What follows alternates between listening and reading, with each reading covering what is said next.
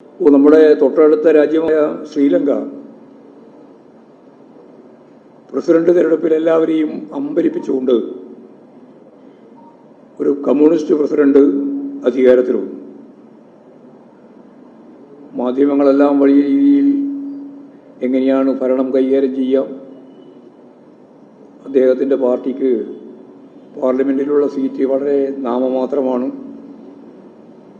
ആ ഭൂരിപക്ഷം ഇല്ലാത്ത സംവിധാനം എങ്ങനെയാണ് മറികടക്കുക എന്നെല്ലാമുള്ള ചോദ്യം ഉന്നയിച്ചിരുന്നു. അപ്പോൾ വിരലെണ്ണാവുന്ന സീറ്റ് മാത്രമുണ്ടായിരുന്ന അവർക്കിപ്പോൾ പാർലമെൻറ്റ് തിരഞ്ഞെടുപ്പിൽ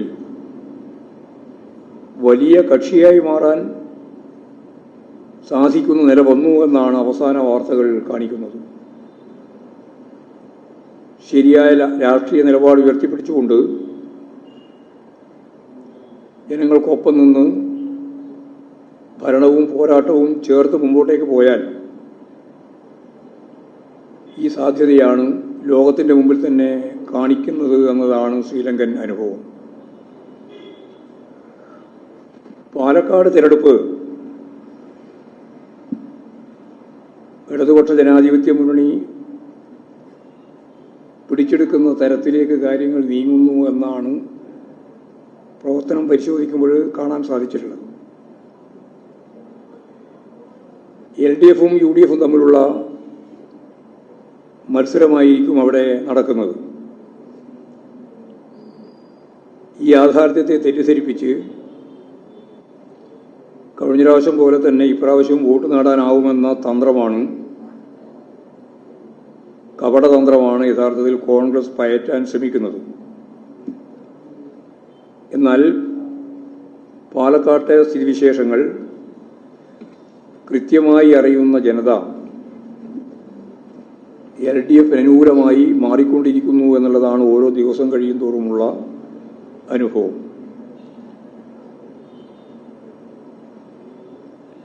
രാഷ്ട്രീയമായി ഇടതുപക്ഷ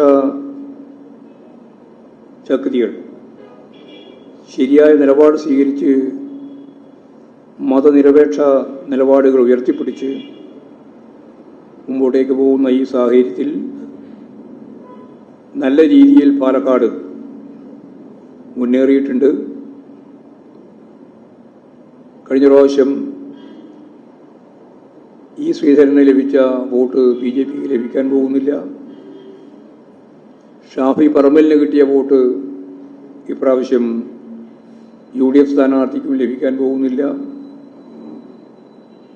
വർഗീയ ശക്തികളുടെ എല്ലാ തരത്തിലുള്ള ഇടപെടലുകളും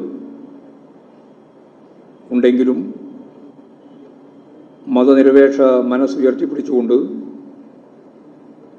ശരിയായ നിലപാട് സ്വീകരിച്ചുകൊണ്ട് കേരളത്തിലെ ഇടതുപക്ഷ ജനാധിപത്യ മുന്നണി മതവർഗീയ ധ്രുവീകരണത്തെ ചെറുത്തു നിൽക്കുന്നു എന്നുള്ളതുകൊണ്ട് തന്നെ പാലക്കാട് 20-ാം തീയതി നടക്കാൻ പോകുന്ന ഉപതെരഞ്ഞെടുപ്പിൽ ഇടതുപക്ഷ ജനാധിപത്യ മുന്നണിക്ക് ജയിക്കാനുള്ള സാധ്യത നല്ല രീതിയിൽ രൂപപ്പെട്ട് വന്നിട്ടുണ്ട്. BJP 3-ാം സ്ഥാനത്തേക്ക് പോകും. LDFും UDFും തമ്മിലാണ് മത്സരം.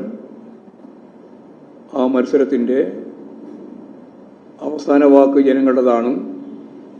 തീർച്ചയായും അത് LDFന് അനുകൂലമാകുമെന്ന് തന്നെയാണ്, ഡോക്ടർ P. ശ്രീധരന് അനുകൂലമാകുമെന്ന് തന്നെയാണ് ഞങ്ങൾ കാണുന്നത്.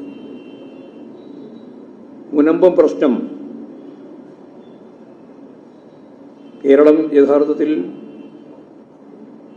സാമുദായിക സൗഹാർദ്ദം നിലനിർത്തുന്നതിന് ശ്രമിച്ചുകൊണ്ടിരിക്കുന്ന ഒരു സംസ്ഥാനമാണ്. ആ സൗഹാർദ്ദം തകർക്കാൻ, അതിൻ്റെ ഭാഗമായിട്ട് നേട്ടമുണ്ടാക്കാൻ ചിലർ ശ്രമിക്കുന്നു എന്നുള്ളത് മതരാഷ്ട്രവാദികൾ ഉൾപ്പെടെ ഇത്തരത്തിൽ ഇടപെടുന്നു എന്നുള്ളത് പകൽ വെളിച്ചം പോലെ നമ്മൾ കാണുകയാണ്. മുനമ്പം പ്രശ്നത്തിൽ പ്രകോപനപരമായ നിലപാടുകൾ നാടിൻ്റെ സാമുദായിക അന്തരീക്ഷത്തെ തകർക്കുന്നതിന് ഇടയാക്കുമെന്നെല്ലാവർക്കും അറിയാം. ഇക്കാര്യത്തിൽ പരസ്പരം ചർച്ച ചെയ്ത് പ്രശ്നങ്ങൾ പരിഹരിക്കുക എന്ന നിലപാടാണ് LDF സർക്കാർ സ്വീകരിച്ചിട്ടുള്ളത്. ഇക്കാര്യം പാർട്ടി മുമ്പ് തന്നെ വ്യക്തമാക്കിയിട്ടുള്ളതാണ്. ഈ അടിസ്ഥാനത്തിൽ ആ പ്രശ്നം പരിഹരിക്കപ്പെടും എന്ന് തന്നെയാണ് ഞാൻ പ്രതീക്ഷിക്കുന്നത്.